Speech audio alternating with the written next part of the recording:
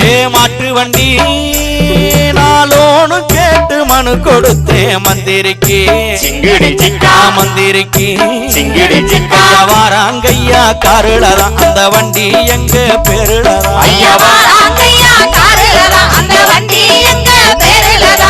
வாராங்கய்யா காருளதான் அந்த வண்டி எங்க பேருளதான்